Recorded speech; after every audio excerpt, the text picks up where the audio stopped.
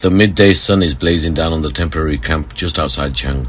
The ground is dry and dusty now, but you can still see the high water marks on the remaining walls, showing exactly how the Chenab River rose. Walking between the rows and canvas tents that hundreds of families are now living in, the scale of what happened here really sinks in.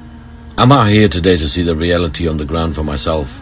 It's one thing to look at statistics, but it's completely different to talk face to face with people who lost their homes overnight. My main goal is to check on families, assess what they need most right now, and make sure our aid is actually getting to the people who need it urgently. Being here, a few massive concerns stand out immediately. Dirty water. The local wells were flooded and ruined.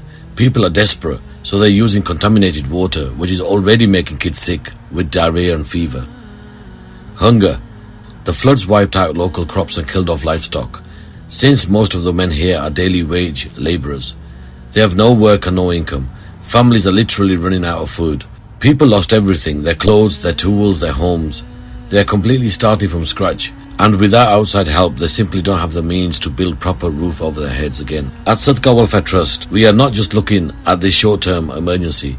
We are planning for how these families are going to survive next month and the next year. Right now, we are bringing in emergency water supply, but our main focus is installing heavy-duty water hand pumps right in these communities, so they have a permanent source of safe, clean water. We are handing out food packs with essentials like flour, oil and rice to make sure families have proper meals while they are displaced. Once the immediate crisis settles, the Trust is looking to help people regain their independence.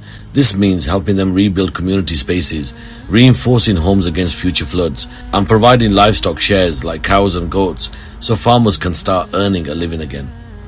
The people of Jhang are incredibly resilient, but they have been dealt a massive blow.